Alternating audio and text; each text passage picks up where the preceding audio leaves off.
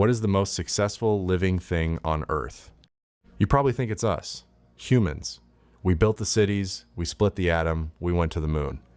But we might be the victims of the greatest scam in the history of the planet. 10,000 years ago, wheat was just an ordinary wild grass growing in a tiny, obscure part of the Middle East. Today, it covers over 2 million square kilometers of the globe. That is an area the size of Western Europe. We are taught that humans mastered nature by inventing farming. We took control. But if you look at it from the plant's perspective, we didn't domesticate wheat. Wheat domesticated us. To understand the scam, you have to look at how humans lived before farming. For 300,000 years, humans lived freely as hunter-gatherers. We had it incredibly good. We worked maybe 3 to 4 hours a day to find food. The rest of the time was spent playing, socializing, and sleeping. We ate dozens of different foods: berries, nuts, mushrooms, rabbit, fish.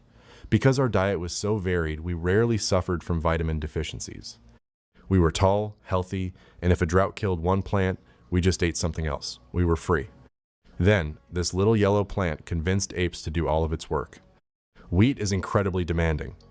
Wheat doesn't like rocks, so humans broke their backs clearing fields. Wheat doesn't like sharing space, so humans spent hours every day pulling weeds under the scorching sun.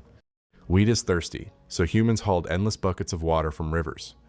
Wheat is defenseless, so humans built fences to protect it, and eventually fought massive, bloody wars over land to grow more of it. Our bodies weren't evolved for farming. We were evolved to climb trees and chase gazelles. Human skeletons from the early farming era suddenly show slipped discs, arthritis, hernias, and ruined knees. We got sicker because our diet went from dozens of rich foods to basically just one: grain. You can't survive on just bread. So, if farming was so terrible, why did we do it? Why didn't we just stop and go back to hunting? Because it was a trap, and it snapped shut very slowly.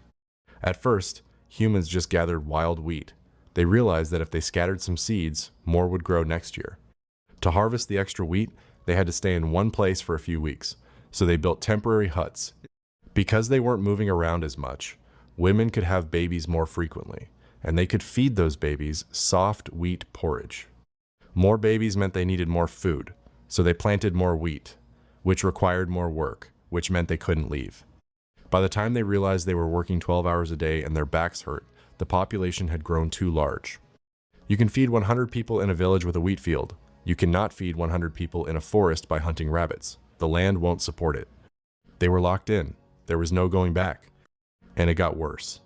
Because humans now live tightly packed together in dirty villages with farm animals, new diseases like smallpox and measles jumped to humans.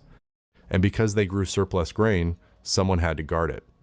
This led to the first kings, the first armies, and the invention of taxes. The average farmer was working harder than a hunter-gatherer, eating worse food, dying of new diseases, and giving half their crops to a king. So, what did the wheat give us in return? It didn't offer a better life. It just offered more calories. This is the cruel trick of evolution. Evolution doesn't care if you are happy. It only cares about how many copies of your DNA exist. Farming allowed human DNA to multiply into the billions, but the individual human suffered. So, the next time you eat a piece of bread, ask yourself, are you eating it, or is it using you?